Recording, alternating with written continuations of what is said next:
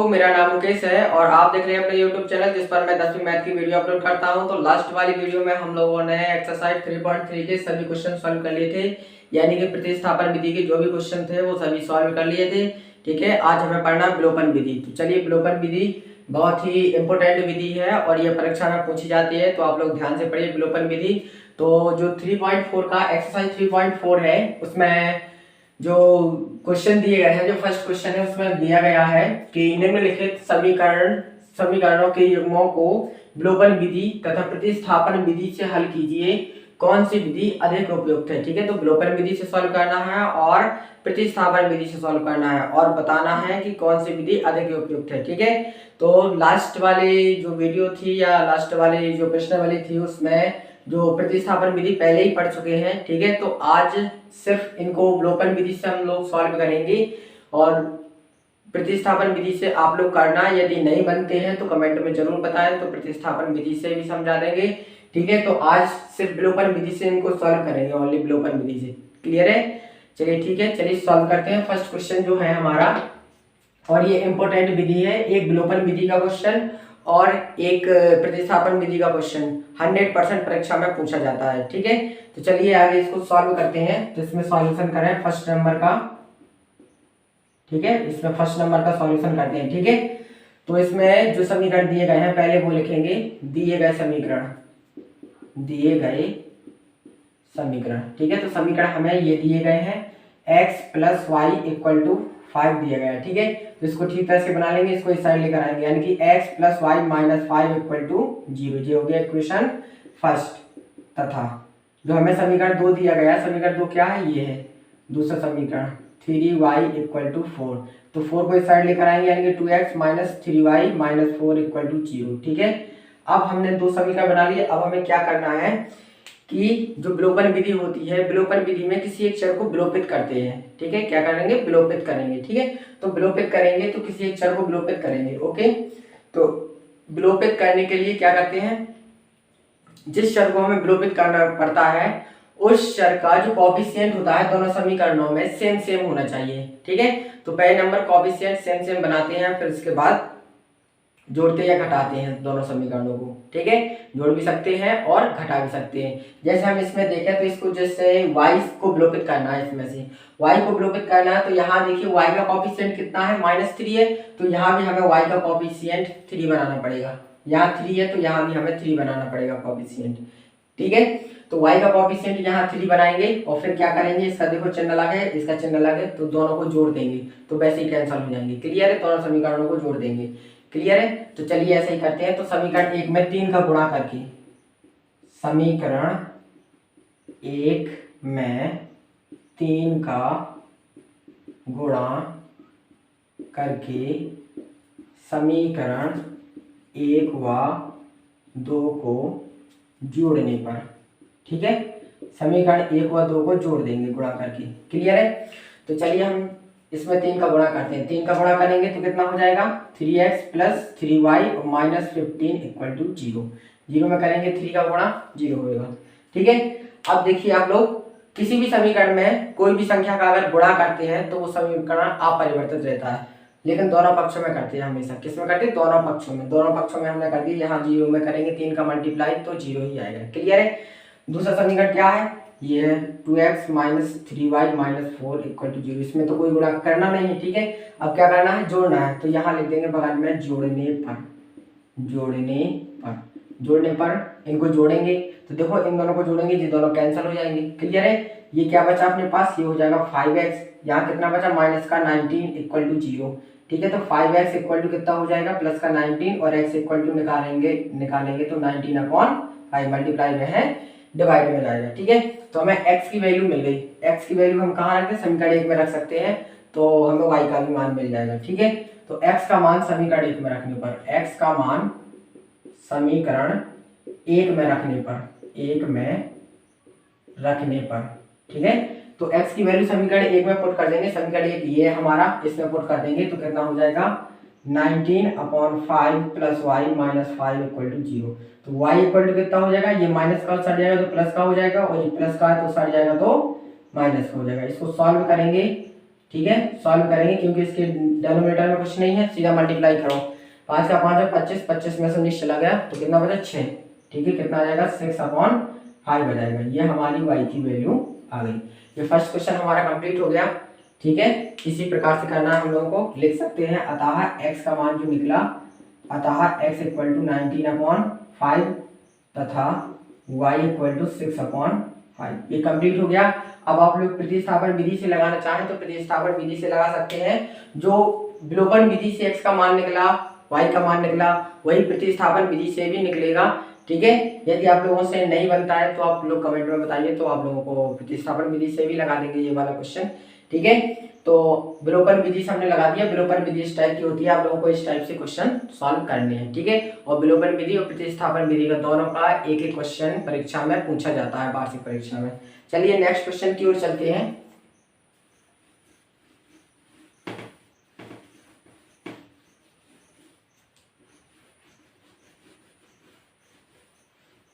चलिए second question करते हैं। तो सेकंड क्वेश्चन है, इसमें दिया गया कितना, दिए गए समीकरण, दिए गए समीकरण। ठीक है, सेकंड क्वेश्चन ये है हमारा। तो इसमें जो समीकरण दिया गया पहला 3x + 4y = 10, तो इसको बना लेंगे 3x + 4y - 10 = 0। ये हो जाएगा इक्वेशन फर्स्ट। तथा जो दूसरा समीकरण दिया गया है ये है, क्या है, 2x - 2y = 2। ठीक है, तो 2x - 2y - 2 = 0। एक काम करेंगे, इसमें 2 कॉमन ले लेंगे। 2 कॉमन लेंगे तो कितना आएगा, x - y - 1 = 0। ये मल्टीप्लाई में 0 के साथ डिवाइड में जाएगा तो क्या हो जाएगा, 0 हो जाएगा। बचा कितना अपना, ये बस, यानी कि x - y - 1 = 0। ये हो जाएगा इक्वेशन अपना सेकंड। क्लियर है। अब देखिए किस चर को विलोपित करना है। चलो y को विलोपित कर लेते हैं। तो क्या करना पड़ेगा, y के कोएफिशिएंट इसमें 4 है तो हमें इसमें भी 4 बनाना पड़ेगा। यानी कि समीकरण 2 में कितने का मल्टीप्लाई करेंगे, 4 का मल्टीप्लाई। ठीक है, तो यहाँ लिखेंगे समीकरण 2 में, समीकरण 2 में 4 का गुणा करके क्या करेंगे, देखो विपरीत चिन्ह है तो जोड़ देंगे। अगर चिन्ह एक से है तो घटाते हैं और विपरीत चिन्ह हो तो जोड़ देंगे। ठीक है, तो y को विलोपित करना तो दोनों के विपरीत चिन्ह है तो क्या करेंगे, जोड़ देंगे। ठीक है, गुणा करके समीकरण 1 व 2 को जोड़ने पर, समीकरण 1 व 2 को जोड़ने पर। ठीक है, तो 4 का मल्टीप्लाई कर देंगे फिर जोड़ेंगे। ठीक है, तो इसमें तो कोई मल्टीप्लाई करना नहीं है हमें, तो 3x + 4y - 10 = 0। इसमें करना है 4 का मल्टीप्लाई, तो 4x - 4y और -4 = 0। ठीक है, अब जोड़ना है तो यहाँ लिख देंगे जोड़ने पर। ठीक है, क्लियर है। जोड़ेंगे तो जोड़ने पर ये फिनिश हो जाएंगे। ये कितना हो जाएगा, 7x हो जाएगा, और ये कितना हो गया, -14 हो जाएगा = 0। तो x = 7x = कितना हो जाएगा, ये माइनस का साइड जाएगा तो प्लस का हो जाएगा, x = 14/7, यानी कि x = कितना मिला हमें, 2। ठीक है, तो x = हमें मिला 2, x = 2। और x की जो वैल्यू है किसी भी समीकरण में रख देंगे, तो इसमें भी रख सकते हैं। x का मान समीकरण 2 में रखने पर, x का मान समीकरण 2 में रखने पर, 2 में रखने पर। ठीक है, समीकरण 2 में पुट कर देंगे। ये है हमारा समीकरण 2, तो यहाँ हो जाएगा 2 - y - 1 = 0। क्लियर है, ये हो जाएगा 2 - y - 1 = 0। क्लियर है, x की जगह पुट कर देंगे, 2 में से 1 चला गया तो 1 बचेगा, 1 - y = 0। y इस साइड जाएगा तो प्लस का हो जाएगा, यानी कि y = क्या लिख सकते हैं, सीधा 1। क्लियर है, तो y की वैल्यू हमारे पास 1 आ गई और x की वैल्यू हमारे पास 2 आ गई। ये हमारा आंसर होगा। ठीक है, चलिए नेक्स्ट क्वेश्चन करते हैं। कंप्लीट हो गया ये वाला क्वेश्चन, बहुत ही सिंपल से क्वेश्चन है और परीक्षा में पूछे जाते हैं इस टाइप के क्वेश्चंस। ठीक है, तो चलिए नेक्स्ट क्वेश्चन करते हैं। अब इसमें अब क्वेश्चन करना, क्वेश्चन नंबर 3। बहुत ही सरल क्वेश्चन है, विलोपन विधि से करना और परीक्षा में पूछा जाता है। 100% क्वेश्चन आता है विलोपन विधि का। तो ये तीसरा है, इसमें देखो दिए गए समीकरण, क्या दिए गए समीकरण हमें, 3x - 5y - 4 = 0। ये पहले से ही बना है। ठीक है, कुछ कहने की जरूरत नहीं है। ओके, लेकिन ये समीकरण कुछ हमें गड़बड़ लग रहा है। 1 मिनट, थोड़ा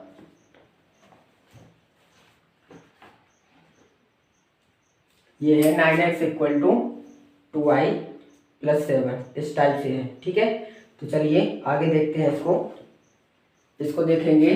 तो ये तथा दूसरा समीकरण जो है लिखेंगे तो कितना हो जाएगा, 9x = 2y प्लस 7, ठीक है। तो 9x इन दोनों को इस साइड लेकर आएंगे तो -2y माइनस 7 इक्वल टू 0, ये हो गया इक्वेशन सेकंड, ठीक है। अब देखिए किसको विलोपित करना है, तो यहाँ x को विलोपित कर सकते हैं, आसान होगा x को विलोपित करना। यहाँ 3 का मल्टीप्लाई करेंगे तो ये भी कोएफिशिएंट 9 बन जाएगा x वाला, ठीक है। तो x वाले को विलोपित करने की सोचेंगे तो समीकरण 1 में हम 3 का मल्टीप्लाई कर देंगे तो ये भी x का कोएफिशिएंट 9 बन जाएगा, यहाँ भी 9 है, ठीक है। तो क्या करेंगे, समीकरण एक में 3 का गुणा करके समीकरण एक में से समीकरण 2 को घटाने पर, ठीक है। पहले गुणा करेंगे और फिर घटाना है। क्यों घटाना है, क्योंकि चिन्ह दोनों के सेम। तो देखिए समीकरण क्या करना है कि समीकरण एक में हमें 3 का गुणा करना है और समीकरण एक में से समीकरण 2 को घटाना है। तो 3 का मल्टीप्लाई करेंगे इसमें तो ये हो जाएगा 9x minus 15y minus 12 equal to 0। इसमें हमने 3 का मल्टीप्लाई कर दिया और समीकरण एक में समीकरण 2 को घटाना है। दो समीकरण में किसी का मल्टीप्लाई नहीं करना है, वो जब कहते हैं लिखेंगे -7 इक्वल टू 0, ठीक है। अब क्या करना है, हमें घटाना है तो लिख देंगे घटाने पर, ठीक है। तो घटाने पर क्या होता है, चिन्ह चेंज हो जाते हैं, ठीक है। नीचे वाले के चिन्ह चेंज हो जाते हैं, चिन्ह चेंज हो गए तो ये कैंसिल हो गया। ये कितना बचा, माइनस का 13y और यहाँ कितना बचा -5 इक्वल टू 0, ठीक है। तो माइनस का 13y इक्वल टू प्लस का 5 हो जाएगा, y इक्वल टू -5/13 हो जाएगा, ठीक है। तो ये y की वैल्यू निकल आई हमारी। अब हमें x का मान निकालना है, तो y का जो वैल्यू निकली हमारी, तो y की वैल्यू कहाँ रख देंगे, समीकरण एक में भी रख सकते हैं, 2 में भी रख सकते हैं, किसी में भी, ठीक है। तो y का मान समीकरण 2 में रखने पर, तो y का मान समीकरण 2 में रखने पर, ठीक है। समीकरण 2 में भी रख सकते हैं और 1 में भी रख सकते हैं। ये 9x माइनस 2 और y का जो वैल्यू निकला -5/13 जो y का वैल्यू निकला, और फिर -7 इक्वल टू 0, ठीक है। क्या लिखा, -7 इक्वल टू 0। चलिए इसको सॉल्व करते हैं। तो 9x ये माइनस माइनस प्लस हो जाएगा, 10/13 -7 इक्वल टू 0। इन दोनों को साइड भेजेंगे तो 9x इक्वल टू कितना हो जाएगा हमारा, ये हो जाएगा प्लस का 7 माइनस 10/13, ठीक है। तो इसको सॉल्व करेंगे तो 9x इक्वल टू, इसका इसमें एलसीएम लेके सॉल्व करेंगे तो 13 आएगा एलसीएम, 13 7 91 माइनस 10, ठीक है। तो ये कितना हो जाएगा, 9x इक्वल टू 81/13 और इसको सॉल्व करेंगे 81 और ये मल्टीप्लाई में डिवाइड हो जाएगा, यानी कि 13 मल्टीप्लाई 9 से डिवाइड करेंगे तो कितना आएगा, 9 आएगा। तो x इक्वल टू 9/13 आ जाएगा। ये क्लियर है, ये हमारा आंसर हो गया, x का वैल्यू निकाल लिया, ठीक है। x का वैल्यू आया 9/13 और y का जो वैल्यू आया -5/13। चलिए नेक्स्ट क्वेश्चन करते हैं। तो ये क्वेश्चन कंप्लीट है, नेक्स्ट क्वेश्चन करते हैं। 4th नंबर का क्वेश्चन है। एक क्वेश्चन बस बचा है, बहुत ही इंपॉर्टेंट क्वेश्चन है, इस टाइप से पूछे जाते हैं परीक्षा में, वार्षिक परीक्षा में। चलिए नेक्स्ट क्वेश्चन है हमारा, 4th नंबर का क्वेश्चन है। तो ये दिया गया है, तो इसमें लिखेंगे दिए गए समीकरण x/2 plus 2y/3 equal to -1। तो हमें इसको सॉल्व करना है। चलिए इसको सॉल्व करते हैं। तो पहले समीकरण बनाएंगे, इन दोनों का एलसीएम लेंगे 6 आएगा, 2 का मल्टीप्लाई करो 3 का मल्टीप्लाई 2 का डिवाइड करोगे 3 और 3 का मल्टीप्लाई करोगे तो 3x प्लस 3 का मल्टीप्लाई करोगे 2 का मल्टीप्लाई करो 3 का डिवाइड करोगे 2 और 2 का मल्टीप्लाई करोगे तो 4y इक्वल टू कितना हो जाएगा, -1। क्लियर है, ये डिवाइड में मल्टीप्लाई में जाएगा, यानी कि 3x plus 4y equal to -6 हो जाएगा। -6 को इस साइड लेकर आएंगे तो 3x plus 4y plus 6 equal to 0, equation first, ठीक है। तथा जो दूसरा इक्वेशन है वो क्या दिया है हमें, x माइनस, तो यहाँ दिया है x minus y/3 equal to 3। तो यहाँ भी एलसीएम लेके सॉल्व करेंगे तो 3 आएगा एलसीएम, यानी कि 3x माइनस y हो जाएगा इक्वल टू 3। डिवाइड में मल्टीप्लाई में जाएगा तो ये 9 हो जाएगा, यानी कि 3x minus y equal to 9 हो जाएगा और 3x minus y minus 9 equal to 0, ये हो जाएगा इक्वेशन सेकंड, ठीक है। अब हम लोग क्या करेंगे, देखिए समीकरण 1 और समीकरण 2 में क्या करेंगे, देखो x का जो कोएफिशिएंट है वो सेम सेम है, तो समीकरण 1 में से 2 को घटा देंगे सीधे, ठीक है। तो समीकरण 1 में से 2 को घटाने पर, समीकरण 1 में से समीकरण 2 को घटाने पर, ठीक है। और जो परीक्षा में क्वेश्चन आता है वो सिर्फ एक ही विधि से पूछा जाएगा, या विलोपन विधि से या प्रतिस्थापन विधि से, ठीक है।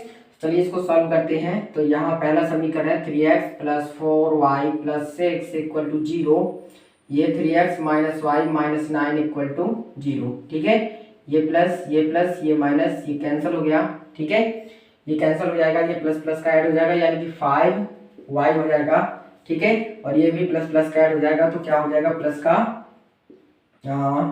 15 हो जाएगा = 0, ठीक है। तो 5y = कितना हो जाएगा, माइनस का 15, y = -15/5, y = कितना आएगा, -3, डिवाइड करेंगे तो 3 आएगा, तो -3 हो जाएगा, क्लियर है। तो y की जो वैल्यू हमें मिली है, तो y की वैल्यू हम कहाँ रख देंगे, समीकरण 2 में, एक में भी रख सकते हैं। तो y का मान समीकरण 2 में रखने पर, चलिए समीकरण 2 में रखते हैं। तो समीकरण 2 ये है हमारा, तो यहाँ क्या लिखा है, 3x माइनस y का वैल्यू रख देंगे यहाँ -3 और -9 = 0, ये माइनस माइनस प्लस हो जाएगा, 3x + 3 - 9 = 0, 3x ये कितना बचा, -6 बचा = 0, 3x = प्लस का 6 हो जाएगा, x = 6/3, डिवाइड करेंगे तो कितना आएगा 2, यानी कि x = कितना आया 2, क्लियर है। ये x = 2 आया और y का वैल्यू जो है हमारा -3 आया। चलिए नेक्स्ट क्वेश्चन कल सॉल्व करेंगे, जो इसके जो इम्पोर्टेंट क्वेश्चंस हैं परीक्षा में पूछे जाते हैं वो कल सॉल्व करेंगे। तो आने वाली वीडियो आप लोग जरूर देखिए, और जो पिछली वाली वीडियो नहीं देखी है तो उनको भी देखिए और क्वेश्चन को सॉल्व करते जाइए। जो भी प्रॉब्लम आती है तो कमेंट में जरूर बताएं, ठीक है। चलिए आज के लिए सिर्फ इतना ही, बाय बाय।